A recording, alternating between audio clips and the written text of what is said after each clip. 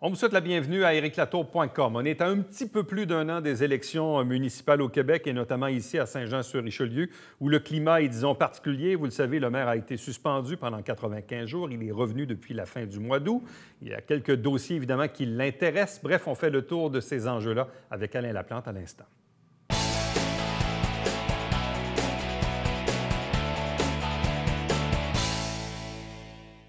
Parlons politique municipale. On reçoit aujourd'hui le maire de Saint-Jean-sur-Richelieu, Alain Laplante. Bonjour et bienvenue. Merci. Bonjour, M. Latour. Aimez-vous notre protocole le COVID sur le plateau? Bien, à mon œil, vous semblez respectuer les normes de distanciation et d'hygiène. Donc, non, je pense que c'est bien. Puis c'est toujours mieux d'avoir des entrevues en personne que d'avoir des entrevues... Ça donne un meilleur résultat. Ouais.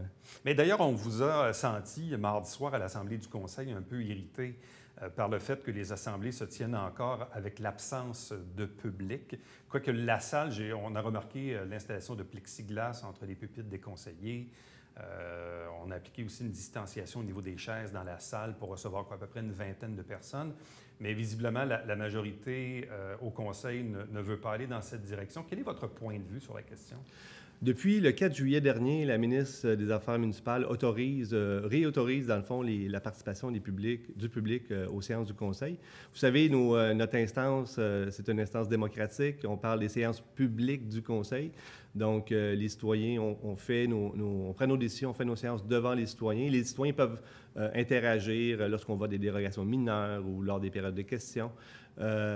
Donc, les citoyens ont un rôle à jouer dans notre vie démocratique. D'ailleurs, même Horacio Arruda nous a indiqué il y a 2 jours que la démocratie, c'est important. On devait prendre les mesures pour la laisser vivre. Mais effectivement, la majorité, le groupe des 9, dans le fond, ne veulent pas aller dans cette direction-là. Utilise aussi la question de l'aménagement de la salle du Conseil, parce que là, il y a des travaux qui débutent pour rendre accessible la salle du Conseil. Et pendant l'aménagement de l'Hôtel de Ville, évidemment, la salle du Conseil ne sera pas accessible aux personnes à mobilité réduite.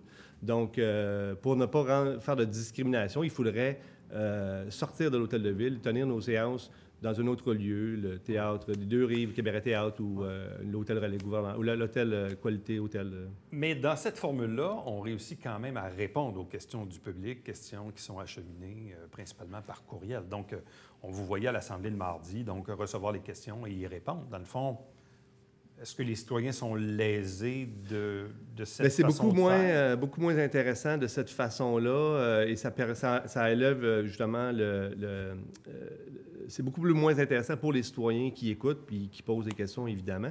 Puis ça laisse le loisir à celui qui lit la question d'y lire plus ou moins rapidement, d'accentuer. Donc, ça laisse un choix...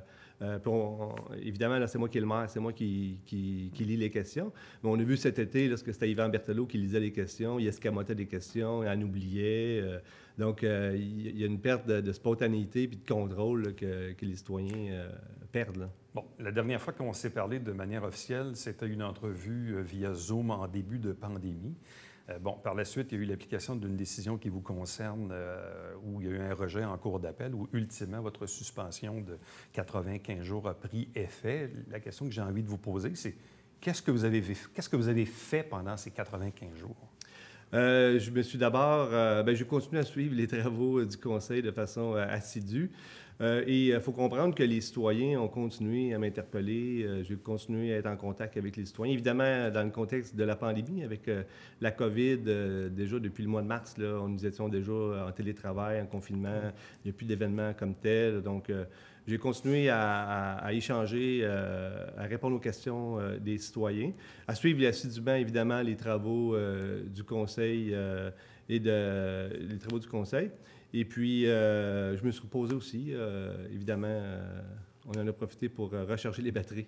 Bon, dites-moi, parce qu'on comprend que vous avez pris la décision de ne pas porter ça plus loin dans des tribunaux supérieurs, donc, et d'assumer cette suspension-là. Qu'est-ce que vous retenez de cet épisode-là qui vous concerne, de cette suspension où il y a eu des manquements à l'éthique et ultimement, vous avez purgé une sentence de 95 jours de suspension sans solde? Je ne comprends pas bien le sens de votre question. Mais qu'est-ce que vous retenez de cet épisode-là? Parce que je pourrais pousser plus loin en disant, bon, parfois, quand on subit une sentence comme ça, on peut expier nos vieux péchés. Vous, quelle réflexion vous avez portée à quel péché faites-vous référence? Bien, à ceux que vous reproche la commission municipale des manquements à l'éthique. C'est-à-dire? Bien, là, on pourrait rappeler la décision au grand complet. Là, on pourrait passer une heure au complet. Dites-moi ce que vous me reprochez. Mais pourquoi vous ne voulez pas répondre à cette question-là?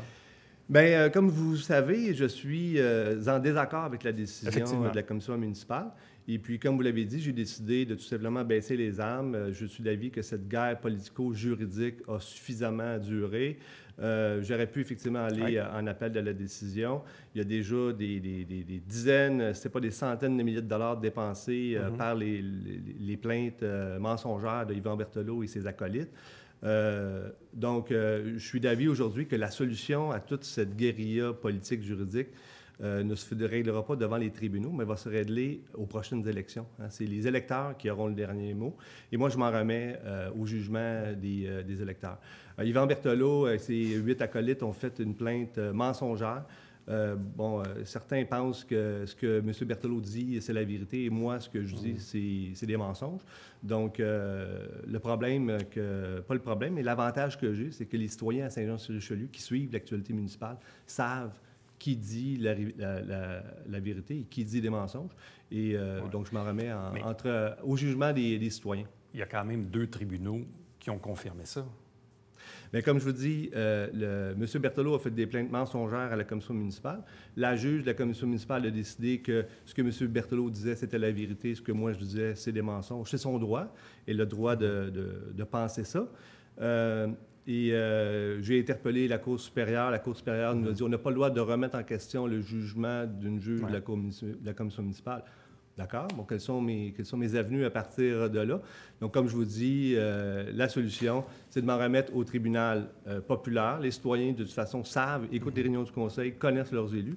Donc, moi, je suis parfaitement à l'aise de me présenter aux prochaines élections et d'attendre le jugement des citoyens. Donc, aucun regret. Et si c'était à recommencer, vous referiez exactement la même chose? Bien là, il faudrait voir qu'est-ce que vous me... il y a quoi on fait référence exactement. C'est au manquement qui nous sont reprochés. Si on parle de m'être opposé au congédiement de mon chef de cabinet, effectivement, je ne regrette pas de m'être opposé. Je suis le maire de la 11e ville du Québec. Ça fait 2 ans et demi que je suis sans chef de cabinet. Et suite au passage de M. Berthelot à l'Hôtel de Ville, je n'ai même plus d'adjointe administrative parce qu'elle a démissionné pendant le passage de M. Berthelot. Donc là, je me retrouve sans chef de cabinet, sans adjointe administrative à 1 an de l'élection. Ce qu'il faut comprendre, c'est que M. Berthelot et ses amis tentent de toutes les façons de me mettre des bâtons dans les roues et de m'empêcher d'effectuer mon travail. Mais ne lui en déplaise, je n'arrêterai pas de travailler pour les citoyens, de défendre les citoyens. Et puis, ils ont beau essayer de me mettre des bâtons dans les roues, je vais juste mettre plus d'ardeur. Et j'ai l'immense bonheur, l'immense privilège de pouvoir compter sur l'appui des citoyens. De nombreux citoyens me supportent et j'ai des appuis inimaginables. Donc, ils ont beau essayer de me freiner, on est toujours, à toutes les fois, de plus en plus fort. Bon. En même temps, vous faites aussi l'objet de plaintes en harcèlement psychologique. Par contre, les 3 plaignants ne travaillent plus à la Ville aujourd'hui. Évidemment, c'est un dossier qui va peut-être procéder dans les prochaines semaines, voire les prochains mois. Évidemment, on ne peut pas commenter parce que c'est devant les tribunaux, mais ça reste quand même que c'est une lourdeur que vous portez sur vos épaules en ce moment. C'est un dossier qui n'est pas réglé techniquement. Bien, il n'y a pas juste ça. J'ai reçu des plaintes de 2,5 millions dès le début du mandat, des plaintes en éthique, des plaintes en harcèlement. Et effectivement, mes adversaires tentent de me mettre le plus de poids possible. Mais comme je vous dis, heureusement, je réussis à supporter la pression. Et pourquoi je réussis? C'est avec l'appui des citoyens. C'est les citoyens qui font ma force, finalement. Vous faites référence, je ne sais pas combien de fois vous avez dit le mot Berthelot depuis le début de l'entrevue, mais ça fait quelques fois. Comment vous avez trouvé sa performance comme maire suppléant? Je dois laisser les citoyens juger de sa performance. Bon. Je vais m'abstenir de tout commentaire. Il y a eu quand même quelques dossiers durant son règne, bon, entre autres celui de l'Oasis du Vieux-Saint-Jean, dont M. Berthelot parle lui-même très, très souvent. Êtes-vous quand même satisfait de ce qui a été fait durant l'été Moi, je suis très, très satisfait de ce qui a été fait. Puis, vous allez remarquer que ça vient un peu c'est suite à l'annulation des Montgolfières, le Conseil de ville a décidé ce qu'on peut faire de l'animation. Et ce que moi, je propose depuis que je suis en poste, même en campagne électorale, c'est justement de repenser les sommes qui sont investies au Festival des Montgolfières. Donc, on a un événement qui est organisé dans un très, très court laps de temps, 9 jours dans l'année. On est assujetti à la météo. Donc, le questionnement que je soulève depuis le début, c'est qu'est-ce qu'on pourrait repenser de la façon qu'on utilise ces sommes-là pour maximiser les retombées sur l'ensemble des commerçants puis sur une plus longue période. Et l'esprit de l'Oasis est exactement dans cette direction-là, où on est venu animer le centre-ville et les résultats sont incroyables. Les gens, on a eu des rayonnements bien au-delà de nos frontières. Et là, le conseil municipal a même décidé récemment de poursuivre l'Oasis en période hivernale. Donc, on va continuer d'animer le parc des Éclusiers, un peu moins la place publique, parce que la place publique est moins propice à la saison hivernale. Mais donc, l'idée, c'est de continuer à animer, de faire une animation pour rendre le centre-ville vivant pendant toute l'année, finalement. Et puis, avec les travaux qui s'en viennent de la rue Richelieu, c'est d'autant plus important. On va devoir mettre des efforts pour supporter nos commerçants pour traverser cette épreuve-là. Bon, parlant des commerçants, il y a eu une petite crisette à gérer à la mi-juin sous le règne de M. Berthelot, où on projetait même de fermer la rue Richelieu, de la rendre piétonne, de même rendre la rue Champlain à sens unique, donc dans une seule direction. Qu'est-ce que vous avez pensé de ces projets-là qui ont été avancés? Dans le fond, c'est souvent une question d'approche. Hein? On oublie qu'on travaille pour les citoyens et puis on doit travailler avec les citoyens. Et puis, on ne peut pas penser mettre en place des mesures aussi drastiques sans la collaboration des citoyens. Et puis, il faut y aller dans le bon ordre. On ne peut pas penser, parce qu'on ferme la rue Richelieu, que les citoyens vont massivement débarquer. Ce qu'il faut, c'est d'abord amener les citoyens. Et lorsqu'il y aura trop de citoyens sur les trottoirs de la rue Richelieu, là, mais savez-vous quoi? C'est les commerçants qui vont venir nous voir et ils vont nous dire « Hey, monsieur le maire, est-ce qu'on ne pourrait pas fermer la rue parce qu'on pourrait peut-être accueillir plus de monde encore? » Mais à partir du moment où le centre-ville, les gens ne sont pas au rendez-vous et qu'on ferme la rue, bien, on vient juste freiner justement l'attractivité des citoyens. Des événements comme Mont-Vieux-Saint-Jean la nuit, c'est des exemples, des extrêmes, des belles réussites. Qui est malheureusement annulé cet automne. À cause de la COVID, évidemment, mais vous voyez de l'esprit où on vient animer le centre-ville et on réussit à attirer des dizaines de milliers de personnes. Puis le projet de la rue Champlain à sens unique, vous en pensiez quoi, vous, de la rue Loyola jusqu'à l'Écluse? C'est un mauvais projet. Vous savez, la rue Champlain, c'est une artère importante pour traverser notre municipalité. Il y a peu de rues qu'on peut traverser la ville de côté à l'autre. Le Grand Bernier, le boulevard du Séminaire et le boulevard industriel que j'oublie, et la rue Champlain. Donc, on a déjà des problèmes de circulation, des congestions aux heures de pointe. Donc, c'est pas ça la solution. Puisqu'on parle de la rue Champlain, puis je veux qu'on parle aussi du projet pilote de 40 km/h. Ça fait longtemps qu'on en parle. Moi, à première vue, puis plusieurs citoyens m'ont accroché dans les derniers jours pour me dire, tu sais, le projet de 40 km/h, ça ne devait pas être dans les quartiers résidentiels. C'est un bon point, je me suis posé la question hier. Pourquoi la rue Champlain? La rue Champlain est une rue collectrice entre le nord et le sud. Alors, pourquoi Champlain est à 40 kg alors que le 40 kg, il devait se faire principalement dans les quartiers résidentiels? Je suis sorti, je me suis posé exactement cette question-là hier soir. Après la séance du conseil, je suis revenu vers 11h à la maison. Et puis, j'avais pas vu ça. Moi, j'avais compris, même la nouvelle, c'est que le projet pilote est dans le quartier. Donc, vous ne le savez pas. Vous ne savez pas pourquoi Champlain est 40 kg. Je ne comprends pas comment la rue Champlain a pu devenir à 40 km/h. Vous avez parfaitement raison. La rue Champlain, c'est une collectrice. J'ai pas eu le temps ce matin, mais j'ai prévu...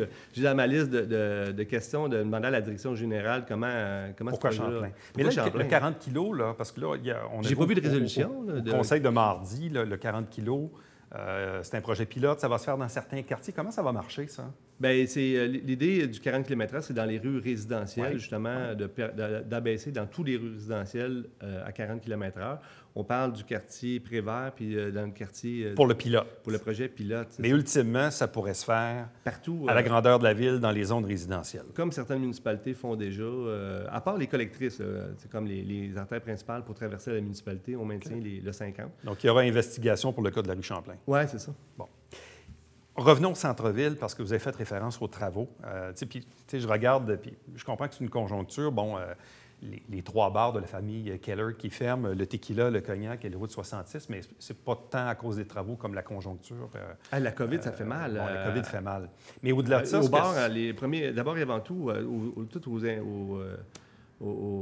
les tenanciers de bars, c'est une catastrophe. Là, en même temps, évidemment, ces 3 bars-là ont quand même des permis de boisson qui sont liés aux adresses civiques. Le nouvel acquéreur, la famille Trudeau, je ne sais pas qu'est-ce qu'ils vont décider d'en faire, mais ultimement, on s'entend que le timing n'est pas super le fun pour ouvrir un nouveau commerce dans le centre-ville en ce moment. Là. Quand on sait non, qu'il y a vous avez des travaux parfaitement raison, puis c'est triste pour ces entrepreneurs-là, puis qui sont bien impliqués dans notre municipalité depuis de longues années. Mais effectivement, à moyen terme, c'est les propriétaires des bâtiments auxquels les permis de bar sont attachés ne les laisseront pas tomber, je suis persuadé. J'imagine. Ça a une valeur quand même, un permis de boisson. Oui, c'est ça. Donc, il y aura possiblement des réouvertures qui vont se faire pour ne pas perdre les privilèges liés au permis de boisson. Fait qu'il y aura éventuellement des lieux, des bars à ces endroits-là. Mais vous avez raison. Les travaux, ça va durer combien de temps, ça, les travaux? C'est une autre bonne question. On est toujours... On commence quand? Ça finit quand? C'est quoi les alternatives? Comment on va aider les commerçants? Comment les clients vont pouvoir se rendre dans les commerces? C'est toutes d'excellentes questions et puis qu'on soulève depuis déjà 10 ans. Là.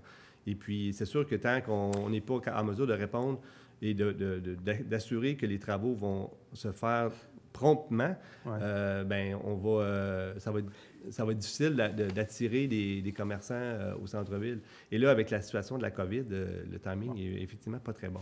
Parlons de parc industriel, parlons du PER, le parc d'affaires et d'innovation régionale qu'on voulait implanter sur une terre agricole à côté de l'usine d'épuration des eaux sous la fin. Ce qui n'est pas possible parce que le zonage ne le permet pas. Puis, ultimement, je pense qu'il y a des gens qui souhaitaient que le gouvernement y aille par un décret. Visiblement, le gouvernement Legault a fermé la porte sur cette option. De ce qu'on a compris, quand François Legault s'est présenté à Saint-Jean, le maire suppléant à ce moment-là, Yvan Berthelot, et le préfet de la MRC, Réal Ryan, ont interpellé le premier ministre sur cette question-là. Là aussi, vous êtes revenu pas longtemps après, vous êtes intervenu. Est-ce que vous êtes quand même satisfait de la position qu'a prise le gouvernement du Québec dans ce dossier-là? Moi, je suis très, très satisfait de la position du gouvernement du Québec, de l'intervention surtout du ministre de l'Agriculture, qui a déclaré que le gouvernement ne procéderait pas par décret pour dézoner cette terre-là, ce qui a rassuré l'ensemble des citoyens du secteur. Mais on comprend qu'en ce moment, il n'y a pas de projet. Mais s'il y avait un projet, là, à la hauteur de celui de Peugeot à l'époque, est-ce que vous pourriez, dans votre cas, réviser votre position à l'égard de ce terrain-là, qui semble être convoité? Là? Nous avons à Saint-Jean-sur-Richelieu, bien, dans la région du Haut-Richelieu, des terrains pour permettre du développement industriel pour encore une quinzaine d'années. Donc, c'est pas comme si nous avions plus de terrain. Et on vit actuellement une période de pénurie de main-d'œuvre. On a fait le tour de nos parcs d'affaires actuellement et un très grand nombre de nos entreprises sont en recrutement, n'ont pas le personnel pour exécuter leur canet de commande ou pourraient exécuter leur canet de commande plus rapidement. Ça, c'est un terrain quand même assez stratégique. Je veux dire, si une compagnie dit, écoutez, M. Laplante, là, nous, là, on investit, je ne sais pas moi, 100 millions, on crée 200 jobs, mais on vient à une condition, on veut ce terrain-là. Non, mais vous comprenez qu'il y a des frais associés aux contribuables. Si la Ville veut exproprier ce terrain-là, ça va coûter 12 millions de dollars. Ce n'est pas des projets, l'argent ne pousse pas dans les arbres. Là.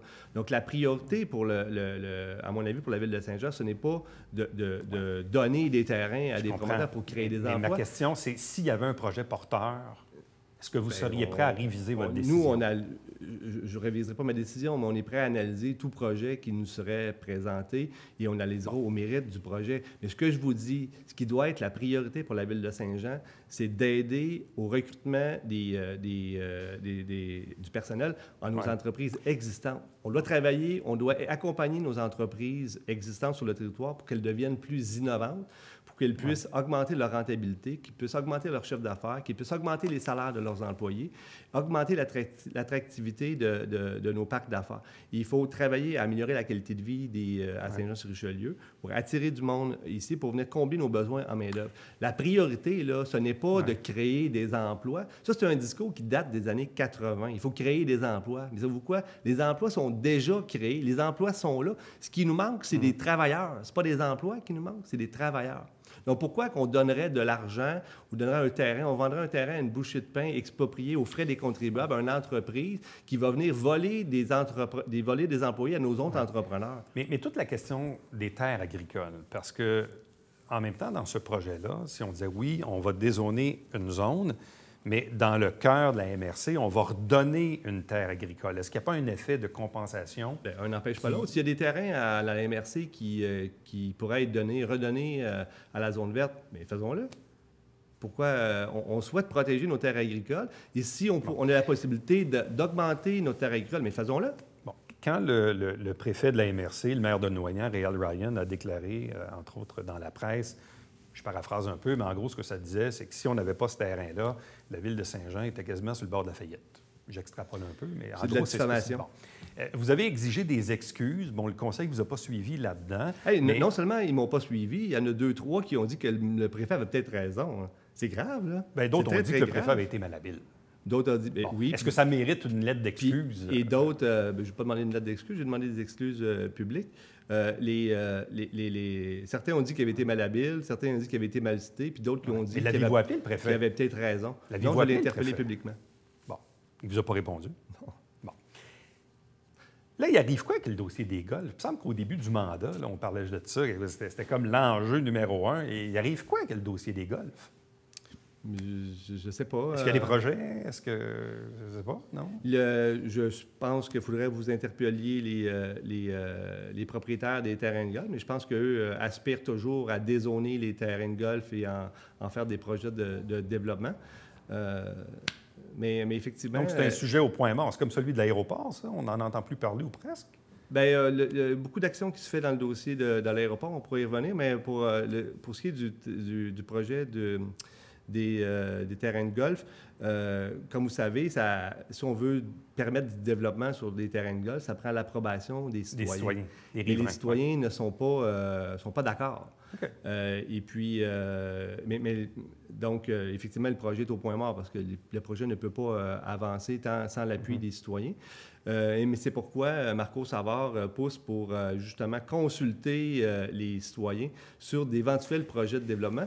Et il y a une décision du Conseil qui a été prise d'aller de l'avant pour consulter dès 2021 les citoyens sur une possibilité de développer les terrains de golf. Et dans le cas de l'aéroport, qu'est-ce qui se passe de nouveau? Bien, il y a beaucoup de choses qui se passent. Premièrement, la municipalité s'est portée acquéreur de l'incubateur qui est situé à l'aéroport. Ouais. Il y a un comité il y a une étude sur les retombées économiques de l'aéroport qui a été réalisée, dont on n'a pas encore pris connaissance. On a une réunion le 1er octobre où les élus pourront prendre connaissance des résultats de cette étude-là. Éventuellement, on veut déposer cette étude-là à la réunion du mois d'octobre. On a un comité, les citoyens, le comité Vigilance Aéroport, qui sont très, très actifs, là, qui travaillent à améliorer la qualité de vie des citoyens dans le secteur. Et eux aussi sont impliqués sur le comité de gestion de bruit de l'aéroport, où on réunit l'ensemble des intervenants, l'École de vol à voile, NAV Canada, donc l'Association des pilotes, où on travaille à proposer des mesures d'atténuation à Transport Canada pour améliorer la qualité de vie des citoyens. Bon. En terminant, on le sait, on est à un petit peu plus qu'un an de l'élection. On sent que tout le monde veut commencer à se positionner. On a vu M. Gendron qui a quitté l'équipe pour Saint-Jean, mais on a appris quelques heures avant le début de l'entrevue aujourd'hui que l'équipe pour Saint-Jean allait un peu se disloquer. Quel est le regard que vous portez sur vos adversaires en ce moment? Bien, ils sont complètement désorganisés. Ils se chicanent entre eux. L'équipe pour Saint-Jean, on avait vu... D'abord, le responsable des communications, M. Flajol, avait quitté le navire. Le chef avait annoncé qu'il quittait. M. Fernand Pasquale, qui était un administrateur, avait quitté. Le parti politique avait des dettes électorales aussi depuis la dernière élection. On voit, en date du 1er janvier 2020, le parti avait encore une dette électorale. Vous vous souvenez, le rapport financier puis le rapport électoral ne balançaient pas d'environ 12 000 là, suite à la dernière élection du parti, de l'équipe Fecteau, qui est devenue l'équipe pour Saint-Jean. On a vu dans l'année 2019 qu'ils ont dû faire un write-off, un revenu négatif de 11 000. Donc, je ne sais pas si c'est en lien avec les rapports qui ne balançaient pas. Donc, il y a toute la question du site Web aussi. À la municipalité, eux autres, ils ont demandé des remboursements de factures à la ville d'un montant avoisinant les 10 000 pour la conception d'un site Web. Un site Web qui n'a jamais vu le jour. Donc, moi, je me questionne à savoir est-ce que le parti pour Saint-Jean va rembourser la ville avant de se dissoudre complètement. Monsieur le maire Alain Laplante, merci beaucoup. Merci à vous. Bon automne. Restez avec nous. Au retour, on vous présente le mot de la fin.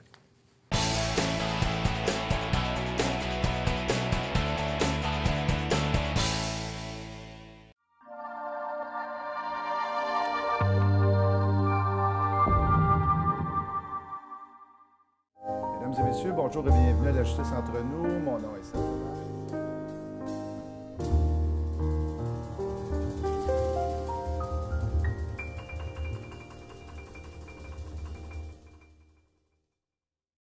Salut, ici Alexandre Baudouin. Et François Trépanier. Parle-nous un peu de l'émission cette semaine, François. Écoute, on soit notre lutteur préféré, PCO. En deuxième partie, on parle de drift avec notre champion, Tommy Lemaire. Et là, manquez pas ça. C'est l'arrivée de l'automne, juste pour Ah, moi. c'est beau, ça.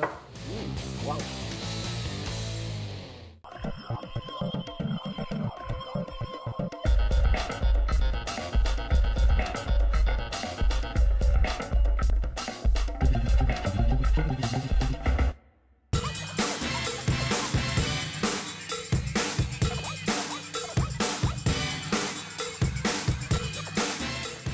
Dimanche, 9h30, Télé Bingo, on vous attend.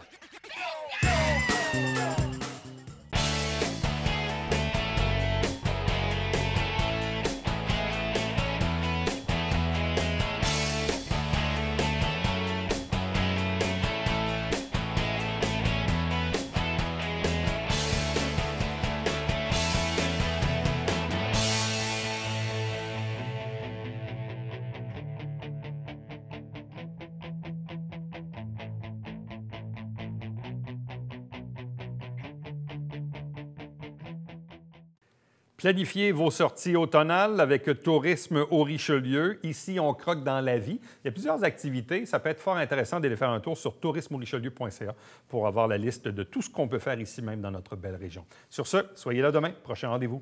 Bye-bye.